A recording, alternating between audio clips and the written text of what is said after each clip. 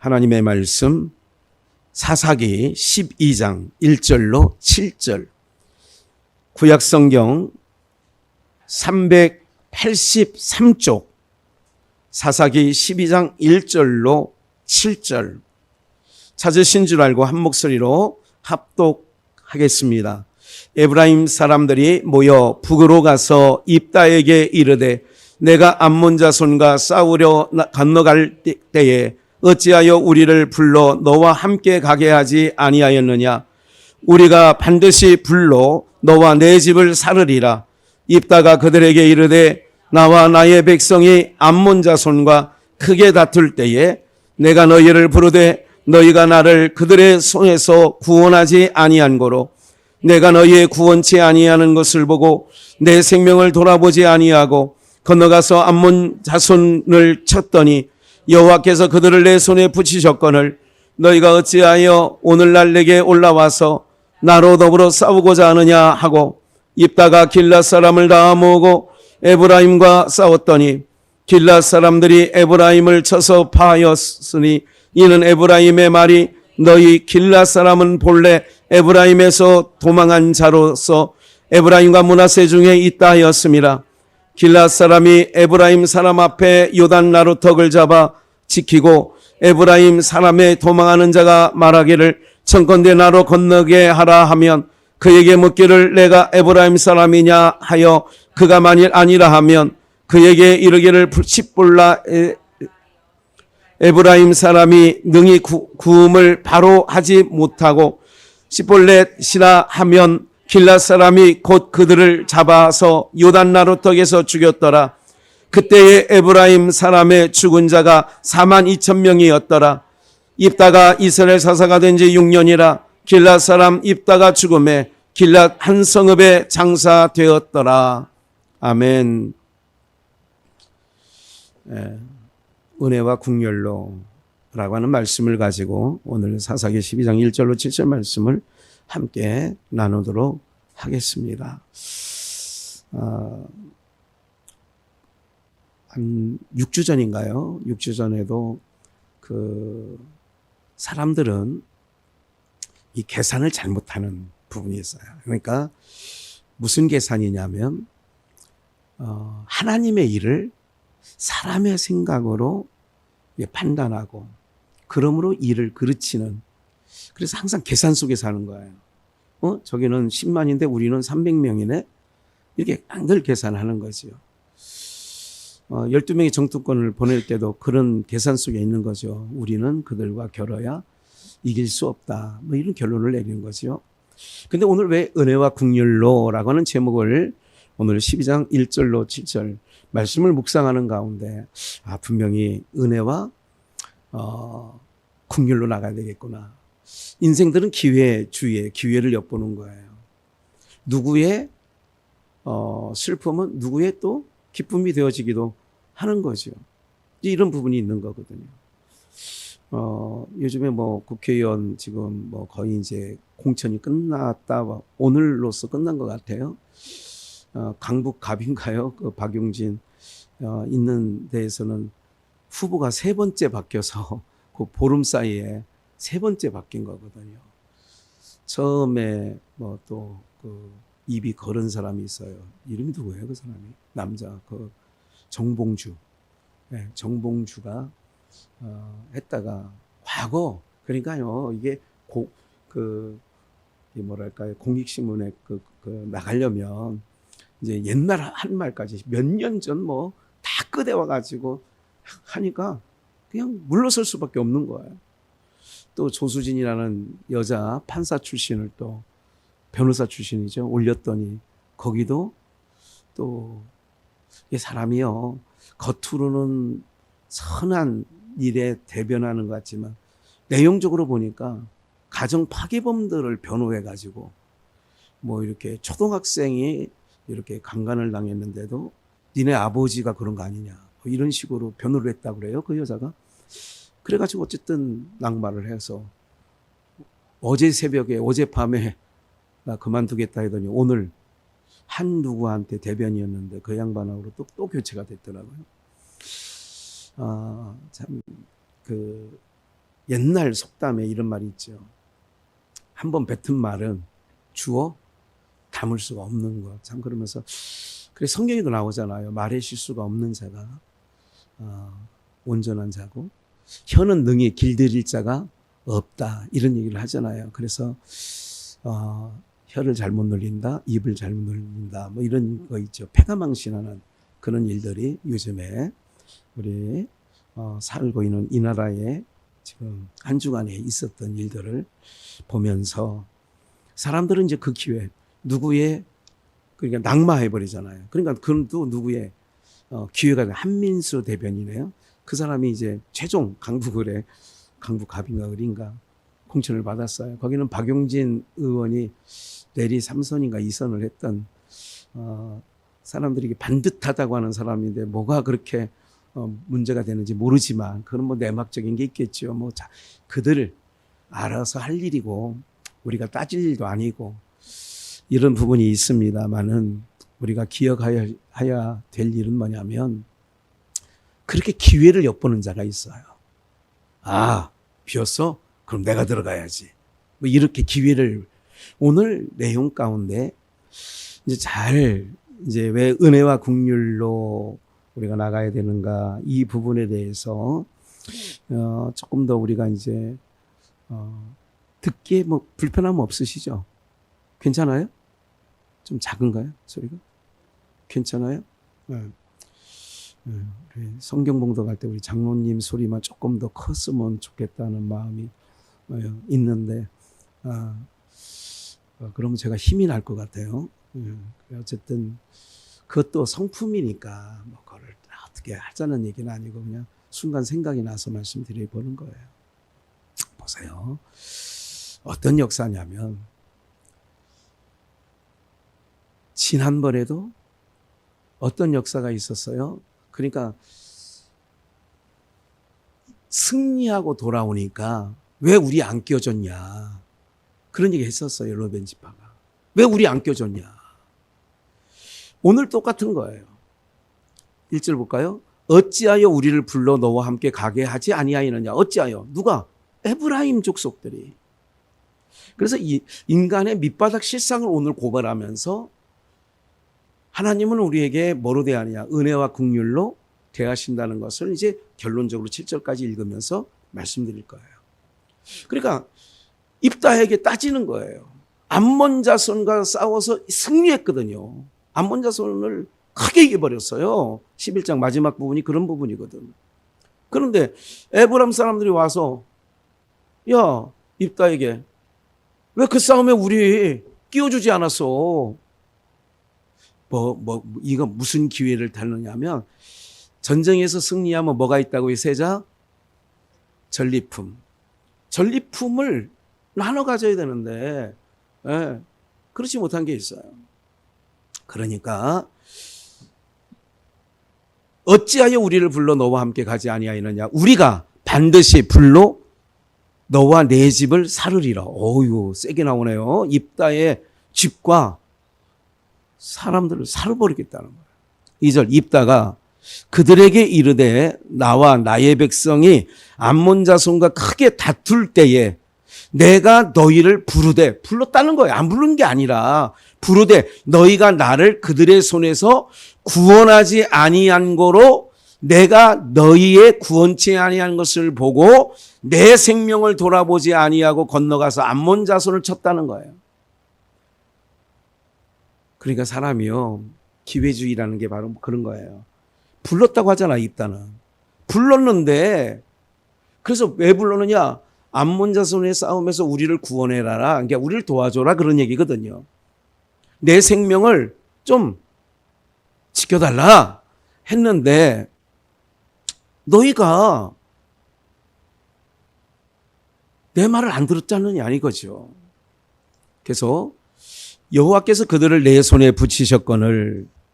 그러니까 여호와께서 그래서 붙이심의 전쟁이라는 얘기도 제가 말씀드렸었죠. 이스라엘 전쟁은 붙이심의 전쟁이에요. 지금도 우리의 삶 속에 그런 거예요. 저가 나를 붙였나. 아무리 미운 사람이라도요.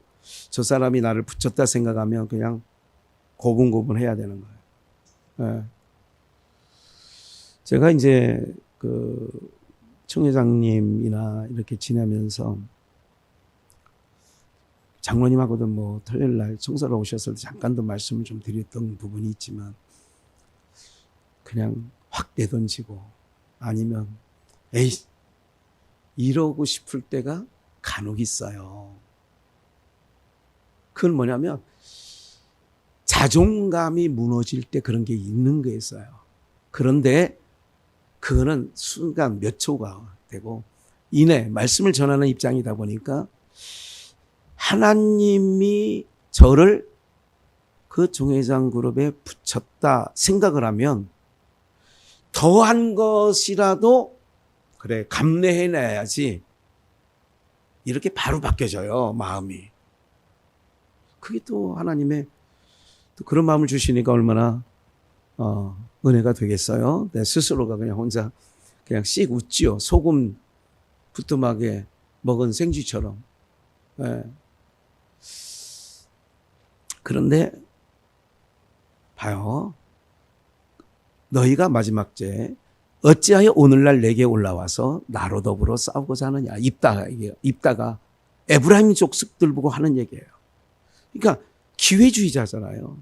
처음에 내가 너희를 구원해달라 불렀을 때는 너희가 돌아보지 아니했다니. 내 생명을 구원치 아니하고 밑에서 네 번째 줄 3절 내가 너희에게 구원치 아니하는 것을 보고 내 생명을 돌아보지 아니하고 이제 죽을 각오하고 죽으면 죽으리라고 암몬 자손을 쳤다는 거야. 그런데 하나님께서 암몬 자손을 내 손에 붙이셔서 이겼다.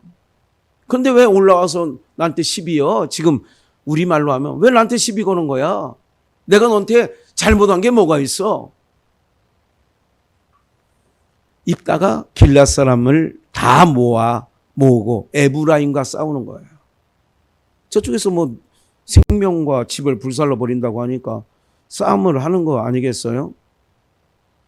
길앗 사람들이 에브라임을 쳐서 파였으니 이는 에브라임의 말이 너희 길앗 사람은 본래 봐요. 에브라임 사람들의 말이 이런 거예요. 길앗 사람을 모아가지고 입다가 에브라임을 치게 싸우는 전쟁이었어요. 그런데 길앗 사람들이 에브라임을 쳐서 파했어요. 에브라임을 쳐서 이겼어. 이는 에브라임의 말이 너희 길앗 사람은 본래 에브라임에서 도망한 자로 에브라임과 므낫세. 에브라임과 므낫세는 12지파 중에 누구 몫이에요? 요셉. 요셉은 두 지파예요. 에브라임과 므낫세. 하였습니다. 5절. 길앗 사람이 에브라임 사람 앞에 요단 나루터에 봐요. 길앗 사람이 에브라임 사람을 쳐서 이겼어요. 그리고 에브라임 사람이 요단 나루턱을 잡아 지키고 에브라임 사람에게 길앗 사람이 에브라임 사람 앞서 요단 나루턱에 딱 못 건너가게 딱 지키고 있는 거예요. 왜? 길이 하나밖에 없어. 전쟁에서 이겼지만 남은 사람들 중에 건너가고자 하는 자기 본집으로 돌아가야 될 거 아니에요? 그럴 때 길앗 사람이 미리 가서 요단 나루턱에 딱 지키고 있는 거예요. 여기 그림 그려졌죠? 5절 다시 봐요. 길앗 사람이 에브라임 사람 앞서 요단 나루턱을 잡아 지키고 에브라임 사람의 도망하는 자가 말하기를 청컨대 나로 건너가게 하라. 하면 에브라임 사람이 나 건너가게 해줘. 그렇게 하면 이렇게 묻는 거예요. 에브라임 사람에게 네가 에브라임 사람이냐 하여 그가 만일 아니라 하면 살려니까 에브라임 사람인데도 불구하고 에브라임 사람이라고 말하면 죽을 것 같으니까 그 얘기죠. 6절 그에게 이르기를 뭐라냐 십볼렛 좀 발음하기 참 어렵죠. 십볼렛 이거 윤길수 권사 버전으로 하면 이거 욕이 돼버릴 수가 있어요. 그래서 그에게 이르기를 십볼렛이라 하라 하여 야 지나가는 사람 보고 너 에브라임 사람이 맞냐? 아니다 그러면 십볼렛 해봐. 에브라임 사람이 능히 구음. 경상도 사람이 뭐가 안 돼요? 쌀. 쌀 해봐 그러면 살. 아니 그게 쌀. 뭐 이렇게 얘기를, 우리 군대 있을 때도요, 전라도 고참이 방장이면 경상도 뭐 직국계, 야 너 쌀 해봐. 쌀 못하면 대가리 박아 자식아, 쌀을 못해. 왜? 살. 아니 쌀이라니까. 살. 대가리 박아. 이랬던 기억이 납니다. 그러니까 시볼렛인데 에브람 쌀이라면 그게 안 되는 거예요. 발음이. 시볼렛이라는 발음이 안 되고 뭐라고 했냐? 구음을 바로 하지 못하고 시볼렛. 시볼렛인데 시볼렛. 윤길숙이가 더 생각나네요. 하면 길라 사람이 곧 그를 잡아서 요단 나루턱에서 뭐 했어? 야, 시볼렛 해봐. 그랬더니 그걸 못하는 거예요. 근데 봐요. 왜? 그래서 이상하지 않아요? 에브라임 사람을 걸러내는 거예요. 그런데 시볼렛 해봐라 했더니 에브라임 사람은 시볼렛을 못해. 시볼렛. 그러면 이건 에브라임 사람이라 이거지. 그리고 죽이는 거예요. 에브라임 사람이 죽은 자가 요단 나루턱을 건널 때 몇 명이나 죽어요? 야, 많이 죽었죠. 많죠. 4만 2천 명이 엄청 죽은 거야. 시볼렛 못해가지고. 윤길숙도 죽어요. 그렇게 가면. 못해 그 양반. 7절. 입다가 이스라엘 사사가 된 지 6년이고 길라 사람이 입다가 죽음에 길라 한 성읍에 장사해버렸어요. 이제 은혜와 긍휼. 왜 제가 은혜와 긍휼이라고 했냐면 이제 중요한 부분이 이거예요. 여러분들, 하나님께서 우리에게 은혜와 긍휼을 베풀지 아니하면 시편에 그런 말씀이 있죠. 하나님께서 나를 생각지 아니하였더라면 그때 환난 속에 어쩔 뻔했지? 그때 내가 위기를 만날 때 어쩔 뻔했지? 호세아 11장을 한번 볼게요. 호세아 11장. 에브라임이요 나오죠. 에브라임이 나오잖아. 아까 에브라임이 요단 나루턱 건널 때 시볼렛 해봐. 그러면 시볼렛 그럼 죽었어. 4만 3천 명이나 죽었어. 그런데 에브라임이요. 이제 에브라임은 뭐의 애칭이냐면 이스라엘의 애칭입니다. 여기서 호세아에서 에브라임 그러면 에브라임 지파만이 아니라 이스라엘의 애칭이에요. 내가 어찌 너를 놓겠느냐. 지금 하나님께서 호세아 선지자를 통하여 말하는 거예요. 내가 어찌 너를 놓을 수 있겠느냐. 이스라엘이여 내가 어찌 너를 버리겠느냐. 놓을 수도 없고 버릴 수도 없다는 거예요.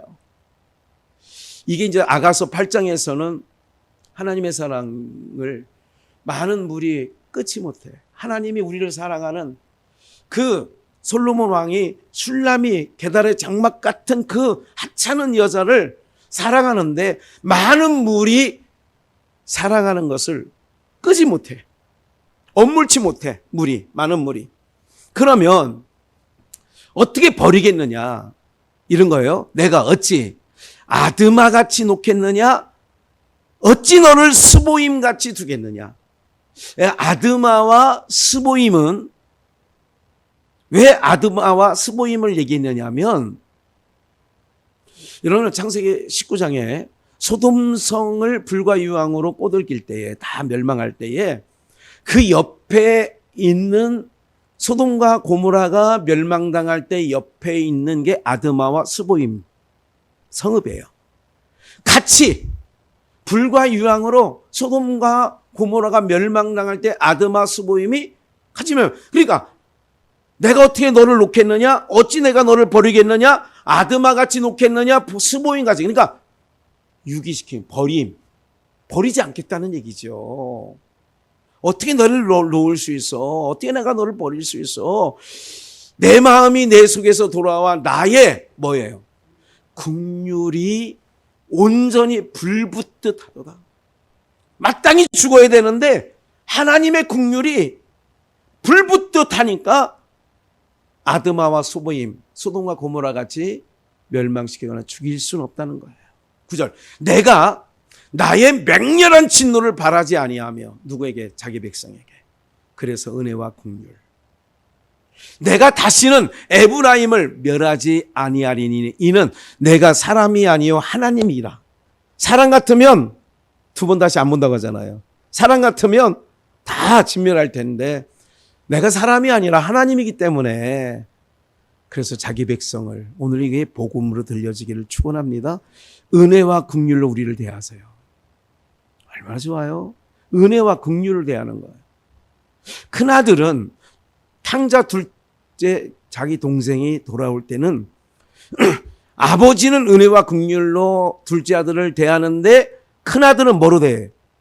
법으로 대하는 거예요.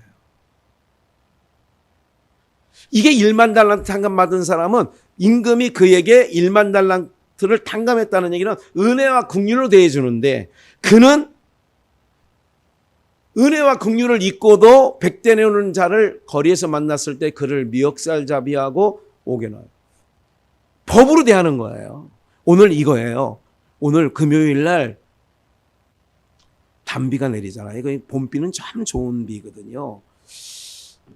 여러분들 우리 10년 가운데 잘 오셨죠? 우리는 은혜와 긍휼을 입은 자라면 우리에게도 뭐가 나가야 된다고? 은혜와 긍휼로 나가야 됩니까? 법으로 나가야 됩니까? 은혜와 긍휼로 나가야 되는 거예요. 승주가 몇 번 전화가 오는 걸 내가 일부러 안 받고 그랬어요. 그리고 최종적으로 화요일 날 전화가 왔어요. 몇 번 왔어요. 그 자리도 뭐 주일날도 계속 왔는데. 또 저는 안 받으려다가 받았어요. 왜 전화했어? 목사님, 저 예배 시간 안 나가고 잘 드릴 테니까 용서해 주시면 안 돼요. 그럼 제가 뭐라고 했겠어요? 너 그렇게 말한 게 한두 번이냐? 그리고 그래, 이게 와서는 한번 네 말대로 잘 한번 해봐. 왜 그러냐면 그 이면 속에 나도 주님께서 은혜와 긍휼을 베풀어서 은혜를 입은 자인데 긍휼함을 받은 자인데 이것이 저의 마음 속에 항상 내재되어 있는 거예요. 그래 법으로 나가려다가도 그 생각을 하면 뭐가 나가느냐? 그래, 은혜와 긍휼이 나가는 거예요.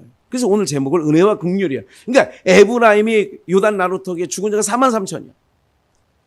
뭐로 되느냐? 처음에 그렇게 하지만 하나님께서 내가 사람이 아니고 하나님이지 않느냐? 그래서 내가 버리겠느냐? 그들을 놓겠느냐? 내 긍휼이 불붙듯하다는 거예요. 하나님이. 그러니까 고멜이 호세아 서방 놔두고 도망가면 또 데려와라. 이게 하나님이 이스라엘 향한 에브라임을 향한 긍휼을 호세아 선지자를 통하여 고멜과 사이를 통하여 우리에게 알려주는 거지요. 그 부분 하나님이라 나는 하나님이야. 사람이 아니고 내가 하나님이기 때문에 긍휼로 대하. 여러분들 이게 얼마나 복음이에요. 하나님이 우리를 법으로 대하지 않겠다는 거예요. 은혜와 긍휼로 대하겠다는 거예요. 아멘이죠. 이거보다 복음이 어디 있어요? 아멘이죠. 이건 아멘. 하나님이라 나는 내 가운데 거하는 거룩한 자니 진노함으로 내게 임하지 아니하리라. 진노함으로 임하지 아니하겠다는 거예요. 그 내용이 이런 건데 12절을 볼까요? 여기 12절. 에브라임은 거짓으로 이스라엘 족속은 괴율로 나를 애워쌌고 유다는 하나님 곧 신실하고 거룩하신 자에게서 내게 대하여 정함이 없도다. 그렇게 은혜와 긍휼로 대하는데도 그 백성이 그렇지 못하다는 것을 지금 말씀하는 건데 이사야 1장 1절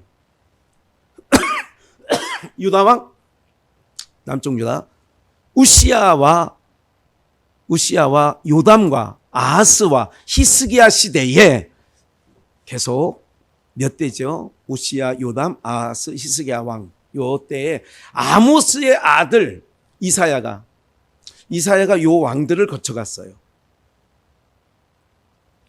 유다와 예루살렘에 대하여 본 이상이라는 게 남쪽 유다에 보내진 선지자가 이사야죠. 하늘이여 들으라 땅이여 귀를 기울이라. 여호와께서 말씀하시기를 내가 자식을 뭐였어요? 양육하였거든. 그들이 나를 뭐예요? 그래서 우리 속에서 난 자녀들도 거역하는 구조가 되어 있는 거예요. 그러면서 뭐를 깨달아야 되느냐? 그래, 내가 하나님을 늘 거역하고 살던 것을 이 아이를 통하여 알게 하시는구나. 화가 나지만 그렇게 되는 거예요. 3절. 소는 그 임자를 알고 나귀는 그 주인의 구유를 알건만은.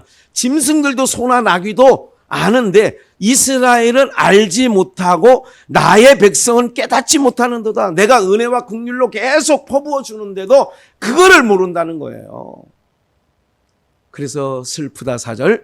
범죄한 나라요 허물진 백성이요 행악의 종자요 행위가 부패한 자식이로다. 그들이 여호와를 버리며 이스라엘의 거룩한 자를 만홀히 업신 여겼다.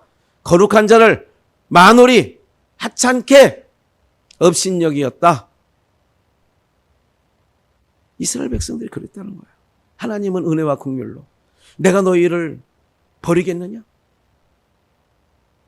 사랑하는 여러분들, 우리 하나님이 그래서 은혜로우시고 자비로우신 노하기를 더디하시는 누구에게 택한 우리들에게는 그렇게 하시는 은혜와 긍휼로 우리에게 대해요. 그럼 우리는 법으로 나가면 안 된다 이거예요. 은혜와 긍휼을 입은 자는 법으로 나가면 안 된다 그 얘기예요. 그래서 항상 아까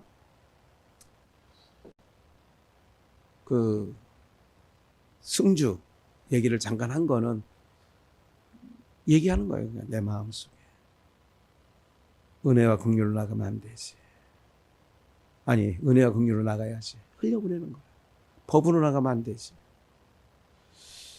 이 얘기가 아까 말씀드렸던 건 둘째 아들이 그랬는데 요한 3서 9절을 보면 내가 두어자를 교회에게 썼으나 저희 중에 뭐 되기를 좋아해요? 으뜸되기를 좋아하는 디오드레베가 우리를 접대하지 아니하니 으뜸되기를 좋아해요. 왜 그런지 아세요? 잘남이 있어요. 율법주의는요 언젠가 매력 있죠 라고 하는 제목을 가지고 설교한 적이 있어요. 그게 갈리아데 사람들아 이 어리석은 율법 매력이 있거든요. 왜 매력이 있는 줄 아세요? 율법이 내 몸에서 나가는 거기 때문에. 그래서 자기에게서 나가는 거는요 사람들이 이렇게 알아주길 바라는 마음이 있거든요. 자기 몸에서 나가는 거. 그래서 10절 망령되이 편론하고도 악한 말로 유의 부족하여 형제들 접대하지도 않고 접대하고자 하는 사람들도 막해. 그러니까 이거는 마태복음의 23장에서 예수님께서 화 있은 저 바리새인과 서기관들이여 네가 천국문 앞에 서서 들어가지도 않고 들어가는 자를 막는다. 똑같은 얘기죠. 우리가 이런 말씀 아시죠? 바울 사도는 나는 날마다 뭐 한다고요? 죽는다. 에브라임 지파 족속들이 왜 요단 나루에서 죽었느냐? 여러분들 법으로 저가는 건 죽이는 거예요. 날마다 죽는 거. 내가 법으로 나간다는 건 죽는 거야. 그러니까 나를 죽이는 거예요. 어떻게? 계속 우리는 이 몸덩어리는 법을 좋아해. 그러니까 그걸 죽이는 거예요. 그래서 나는 날마다 죽는다. 이것처럼 하나님은 우리를 항상 긍휼로 대하시고 은혜를 대하시고 그래서 오늘 우리가 지금까지 여기까지 내가 여기까지 내가 지나온 것은 주의 은혜라 주의 은혜라. 내가 여기까지 살아온 건 다 주의 은혜야. 그럼 어떻게 나가요? 법으로 나가지 말고 은혜로 나가야 되는 거죠. 네. 이번에 상훈교회 그 목사님은 저보다 한 3살인가 많은 목사님, 59년생인가 그런 목사님이시네요. 거기 교회를 언젠가 말씀드렸죠. 한 15년 전인가 16년 전에 그 삼성비전에 있을 때 거기 부흥회 간 적이 있어요. 사모님하고 그때 두 딸이 중학생인가 초등학생인가 중학생이었는데 어려운 교회니까 그렇게 했는데 그 사모님이 이제 몇 년 전에 돌아가셨어요. 암이었나 뭘로 돌아가셨고, 이 두 딸은 이제 다 최근에 이제 시집을 다 가서 이렇게 있는 상황마다 사모님 안 계시는 교회고, 뭐 뻔하잖아요. 시골 서산 아주 시골 마을에 하나님께서 왜 보낼까? 저를 몇 년 동안 계속 찾았대요. 제가 연락처가 몇 번 바뀌었고 이렇게 교단도 바뀌어지다 보니까 계속 찾았다는 거예요.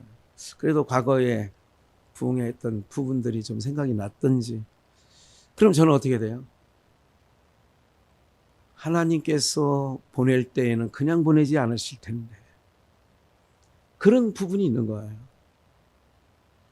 뭐 몇몇 목사님들도 가서 한번 한 타임이라도 참여하겠다고 오시겠다고, 용인에서 또 무슨 뭐 오산에서 오시겠다고 그래요. 그럼 오셔서 기도해 주시고 또 특성 할 수 있으면 특성도 해 주시면 힘이 나겠죠, 그 교회가. 무슨 말씀 드리려고 하느냐 하면, 모든 이 만사가 오늘도 신영춘 목사님 와서 한 2-3시간 앉아 계시고 서로 대화하다가 가셨는데 항상 이런 마음이 있어요. 은혜와 긍휼로 흘려보내겠다는 마음. 상원교회도 하나님 은혜와 긍휼로, 이번에 평안교회 가는 것도 하나님 은혜와 긍휼로. 오늘 사랑하는 여러분들, 우리는 하나님의 오늘 말씀 읽은 그대로예요. 하나님께서 소돔성을 멸할 때 그들 스보임처럼 아드마처럼 너희를 대하지 않는다는 거예요. 내가 어떻게 너희를 놓겠고 어떻게 너희를 잊어버릴 수가 있느냐는 거죠. 그 하나님의 은혜와 사랑이 우리 비전의 영가족들 가운데 충만하기를 주 예수의 이름으로 축원합니다. 봄비가 이렇게 내리듯 여러분들의 심령에 촉촉한 주의 말씀이 내려서 물된 동산 같기를. 물된 동산이라는 말을 왜 쓰느냐? 은혜와 긍휼이 자꾸 흘러내려가는 거예요. 흘러내려가는 거예요. 동산에서 물줄기가 나와서 보좌로부터 물이 나와서 내 근원에 강이 되잖아요. 그것이 흘러가는 곳마다 에스겔서마다 보면 성전에서 문지방에서 물이 흘러나와서 그 물이 닿는 곳마다 회복되잖아요. 그런 역사가 복음이 증거되는 곳마다 여러분들의 삶의 여정을 통하여 나타나시길 주 예수의 이름으로 축원합니다.